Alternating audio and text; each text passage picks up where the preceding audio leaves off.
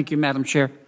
As you could probably guess from my opening comments, Madam Secretary, I see the climate as a discrete scientific issue. I think it's a mistake to approach it with too much emotion. Passion is good, but not when it interferes with your judgment. I've got a couple of 30,000-foot feet questions. How much money in public and private dollars does the department think it would take to make the world carbon neutral? I don't have a number for that, but probably a lot. Yeah.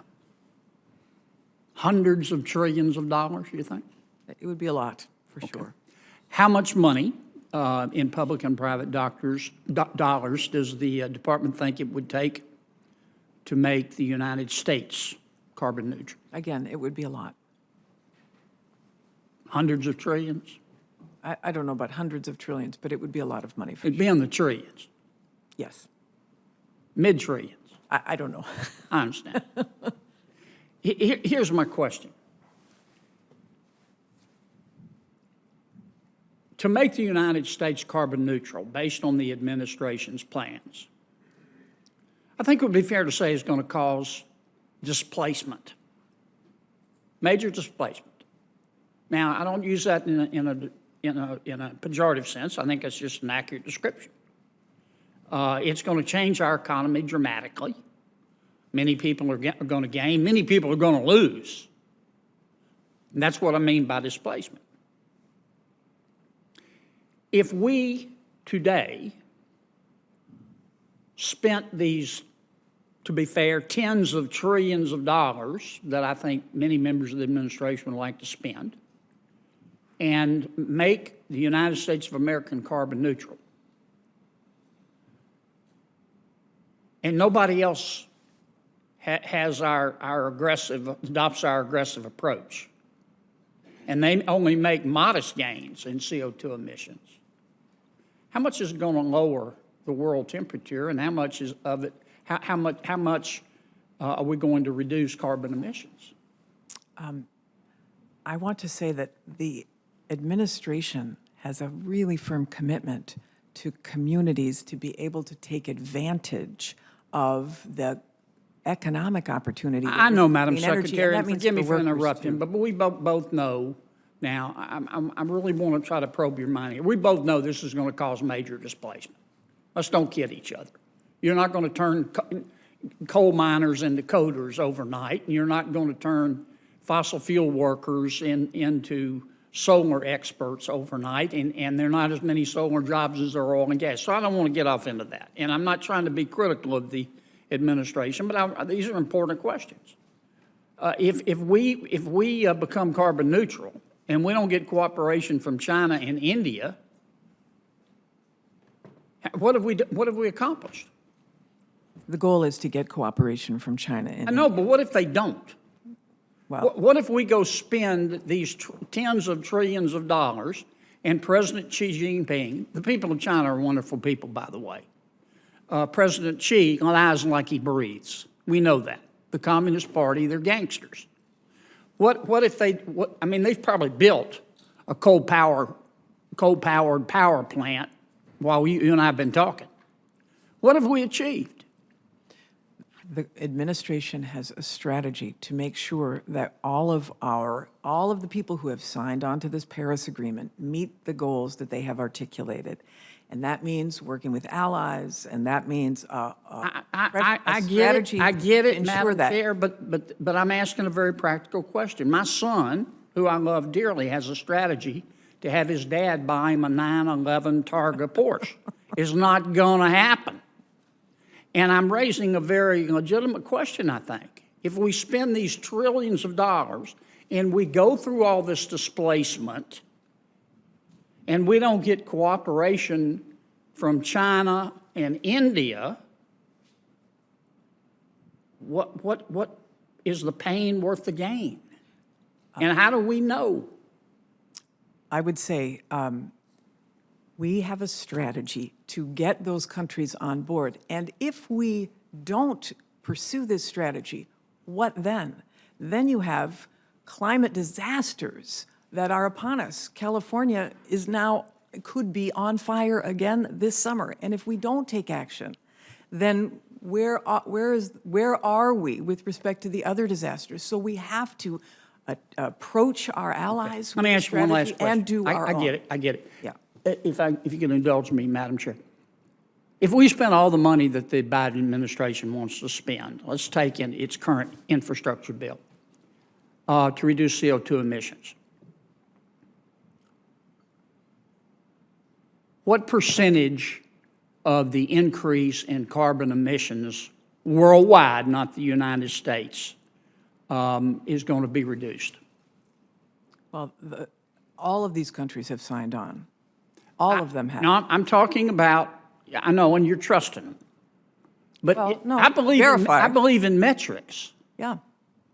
If you spend a lot of taxpayer dollars, you ought to know, first of all, what you expect to get and realistically assess whether you're going to get it. I don't want to let me ask you one last question. How come your budget doesn't request any funding for the Yucca Mountain licensing? The administration doesn't support Yucca Mountain as a solution for nuclear waste. Okay. Thank you, Madam Chair. Madam Chair, put that up right quick for me. Madam Secretary, does the administration support, if you know, the Strategic Petroleum Reserve? Yes. Okay. We've got a lot of vacancies at the Strategic Petroleum Reserve, and if you look at the website, I know this isn't you just got there, but the website says this page was last updated on December 15, 2017. Wow. Could you take a look at that for me? Yes, I certainly will. My understanding is that they're understaffed there.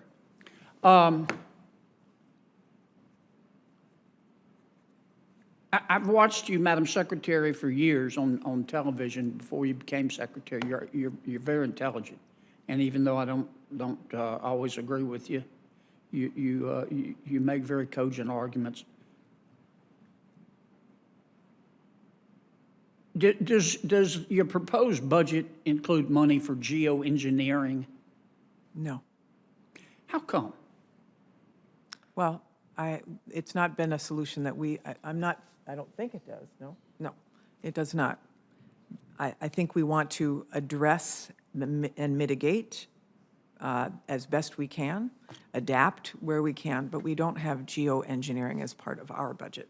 But if there's geoengineering, my understanding of it, it's global cooling. There are things we can do to cool the Earth that have based on science. And cloud whitening, for example, that's just one. I mean, it would just seem to me, and there's a whole science out there. There's a lot of private dollars and R&D being spent on geoengineering. And if there's a way to cool the Earth without, let's say, destroying the fossil fuel industry, why wouldn't we want to pursue that if the objective is to reduce temperatures? We are interested in all kinds of technologies to be able to reduce greenhouse gas emissions and to reduce our warming. But I will say, and I wanted to say this to you when you had the first engagement with me, that this administration is interested in carbon capture, use and sequestration, is interested in hydrogen, is interested in direct air capture, is interested in controlling or managing the emissions off of fossil fuels. So I just want you to understand that we are there with you on that. Yes, and I know you're being truthful and accurate, but there are a lot of members of the administration, I think, that don't see the climate as a discrete scientific problem. They see it as a religion, and they see it as a vehicle through which they can remake American society. And I think they're approaching the issue with more zeal than wisdom. I believe in metrics. I believe in the prudent allocation of scarce resources. You know what I'm talking about. Governors have to balance their budgets. And I believe in metrics.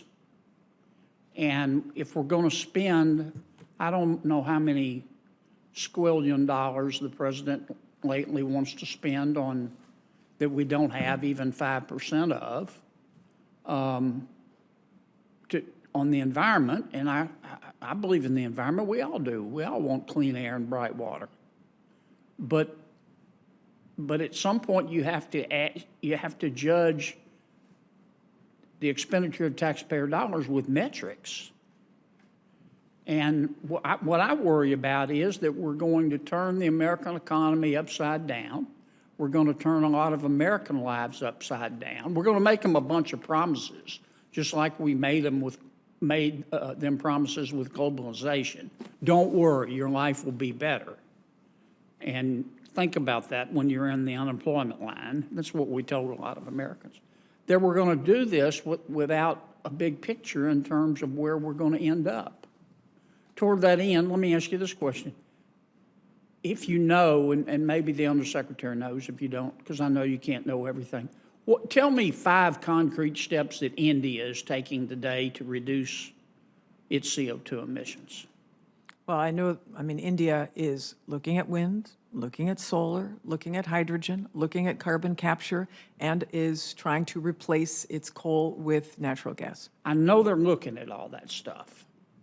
President Xi says they're looking at it too, as he continually builds. Well, no, they are deploying, excuse me, I don't mean to interrupt you, but they are deploying those methods, including distributed strategies like we were discussing, where they don't have to have the grid, but some kind of distributed microgrid. How much money did Modi spend last year in India? I don't know. To reduce CO2 emissions? I don't know, sir. I don't know the answer to that. Okay. It was under $1 billion, wasn't it? I don't know the answer. Okay. What you do is what you believe. Everything else is just conversation.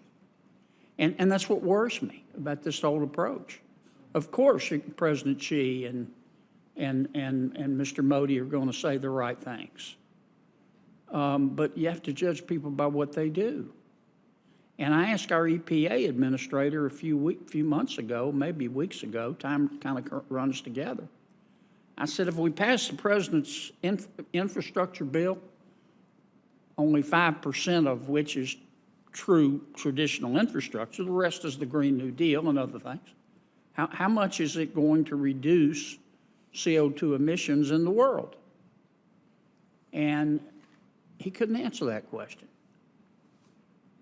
So we're going to spend, how many trillions of dollars, and we don't know what the end game is? That's my problem. We spent, I believe, $90 billion last year cleaning up after these extreme weather events. So if we don't take action, it will be far more expensive as these events escalate. I would also say that there is a $23 trillion global market for the products that reduce CO2 emissions, $23 trillion. Right. And the question is, are we going to take advantage of that? Can we create economic opportunity for the people who work in the fossil fuel industry to be able to create Energy 2.0 by managing the emissions? And look, you make very good points, but here's my point. President Biden, I'm going to say it again, President Biden, what's the latest cost of his infrastructure bill? $2.5 trillion? 1.3, I think is what you're negotiating. Let's call it $2 trillion, to be fair. President Biden says spend $2 trillion. A big chunk of that is the Green New Deal. And my question is very simple. If we spend this money to reduce CO2 emissions, how much is going to be reduced worldwide? Doesn't matter in the United States. It matters the worldwide. And we ought to have an answer to that. The entire world has signed on to the agreement in The Paris. entire to world's get- not spending $2 trillion. The entire world is spending more than The that. entire world is not, most of this is lip service. You and I both know it. That's not what we're seeing. I agree that we have to verify and that we have to make sure that people are living up to their commitments. And that's what these agreements are all about. But I understand your skepticism because you have to verify. Yes, ma'am. And what I've verified is that we're being asked to spend $2 trillion, and the world's biggest emitter of CO2 is China. The third biggest is India, and their attitude seems to be, go get them. We'll hold your coat while you do that. Meanwhile, President Xi keeps building power plants fueled by coal. And he's been known to reside on the scarce side of being honest. I went way over. I'm in big trouble. I'm sorry.